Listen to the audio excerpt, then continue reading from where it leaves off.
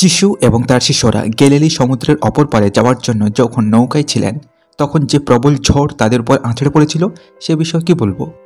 যে নৌকার আরোহী তার আপন পুত্র, সেই নৌকাকে উল্টে দেওয়ার জন্য ঈশ্বর নিশ্চয়ই প্রবল বায়ু আনবেন না। তাই বলা যেতে পারে এই ঝড়ের পশ্চাতে আছে শয়তান।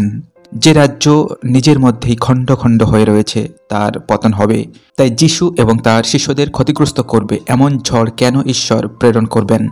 এই যুক্তিগুলি ভালোই, কিন্তু এক মুহূর্তের জন্য আমরা একটু চিন্তা করে দেখি, যদি ঈশ্বর ঝড় না পাঠিয়ে শয়তান পাঠিয়ে থাকে তাহলে তখনও আমাদের স্বীকার করতে হবে যে ঈশ্বর শয়তানকে তার অনুমতি দিয়েছিলেন।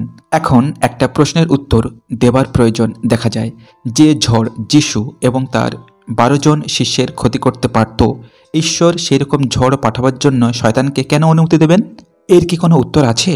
হয়তো ঈশ্বর শিষ্যদের বিশ্বাস সম্পর্কে কিছু শিক্ষা দিচ্ছেন, হয়তো তিনি তাদের পরীক্ষা করছেন, হয়তো তিনি যিশুকে পরীক্ষা করছেন, যিনি আমাদের মতোই সর্বপ্রকার প্রলোভনের সম্মুখীন হয়েছেন কিন্তু পাপ করেননি।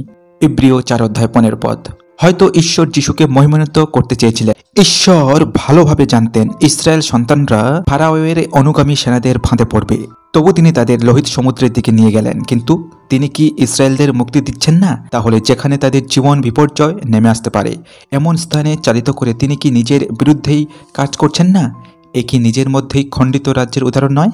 না, কারণ ইসরায়েলদের জীবনে বিপর্যয় ডেকে আনার ঈশ্বরের কোনো রকম ইচ্ছাই ছিল না, এবং গ্যালিলি সমুদ্রে ঝড় পাঠিয়ে বা শয়তানকে ঝড় পাঠাবার অনুমতি দিয়ে যিশু এবং 12 জন শিষ্যকে ডুবিয়ে মারার কোনো ইচ্ছাই তার ছিল না। বাইবেল বলে না যে শয়তান এবং ঈশ্বর গ্যালিলি সমুদ্রে ঝড় পাঠিয়েছিলেন।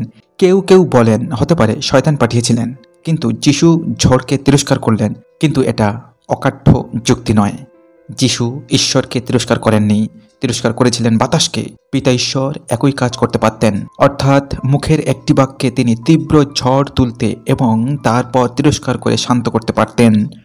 যিশু তীব্র বাতাসকে তিরস্কার করেছিলেন বলে প্রমাণ হয় না যে শয়তানি এর কারণ। আবার শুধু একটিমাত্র শাস্ত্রবাক্যকে ভিত্তি করে আমাদের সমগ্র ধর্মতত্ত্বকে গড়ে তুলব না।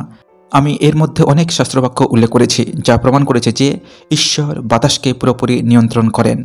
আমার মূল বক্তব্য হলো, শয়তান এই জগতের দেব হলেও স্বাধীনভাবে বাতাসের উপর তার নিয়ন্ত্রণ নেই, বা তার ইচ্ছামতো যে কোনো সময়ে যে কোনো স্থানে হেরিকেনের মতো ঘটনা ঘটানোর অধিকার নেই।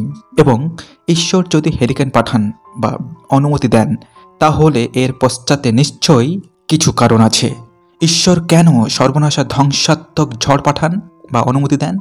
এই প্রশ্নের উত্তরে একটি কথাই বলা যেতে পারে, তিনি অবাধ্য মানুষকে সতর্ক করছেন এবং তাদের বিচার করছেন। আজ এই পর্যন্ত। কেমন লাগলো জানাতে ভুলবেন না। ভালো লাগলে অবশ্যই সাথে থাকবেন। দেখা হবে যে কোনোটি পরের ভিডিওতে। ধন্যবাদ।